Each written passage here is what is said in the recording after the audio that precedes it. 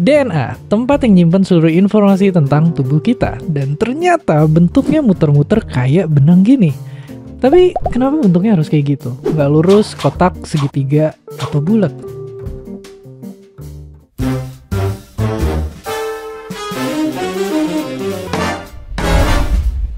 Simpelnya banget, ini gara-gara sel kita, tempat DNA berada, banyak airnya. Nah, ada bagian DNA yang tahan air, tapi ada juga bagian yang kalau kena air malah rusak. Makanya buat ngumpetin bagian yang nggak bisa kena air, dia itu ngebentuk spiral. Dan nggak cuma itu, kerennya bentuk kayak gini juga bikin DNA yang super panjang jadi gampang dilipat-lipat biar muat di dalam sel. Ya, di dalam satu sel aja, panjangnya DNA bisa sampai setinggi pintu. Dan manusia punya banyak banget sel. Kalau semua DNA dalam tubuh dijajarin, panjangnya itu setara jarak ratusan kali bolak-balik bumi matahari. Gila banget.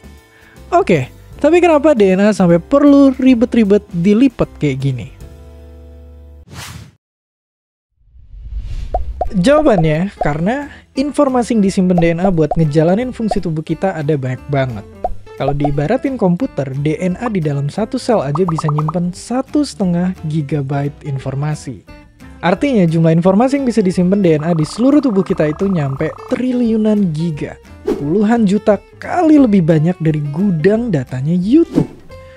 Nah, yang jadi tantangan, DNA yang dilipat-lipat itu nggak boleh sampai rusak dan tetap gampang dipakai. Solusinya, DNA digulung ngikutin bentuk protein satu ini, kayak benang jahit. Tapi gulung-menggulung ini belum selesai. Soalnya habis itu DNA bakal ngelipat lebih padat lagi sampai akhirnya bentuk yang namanya kromosom. Gilanya, sekarang ilmuwan nemu cara buat ngelipet DNA jadi macam-macam bentuk. Jadi ya, ibarat kayak main origami. Mereka ngedesain bentuk DNA yang dipengenin di komputer, terus DNA yang mau dilipat ditaruh di suhu tertentu biar bisa ngelipet sendiri.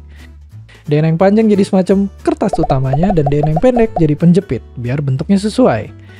Dengan metode ini, para ilmuwan bisa bikin si DNA jadi semacam amplop super mini yang isinya obat. Kerennya, amplop ini nggak bakal salah alamat soalnya dia punya urutan DNA khusus yang cuma bisa nempel di sel tujuan, misalnya sel kanker. Hasilnya, efek samping obat kanker yang matikan nggak bakal nyebar ke sel lain.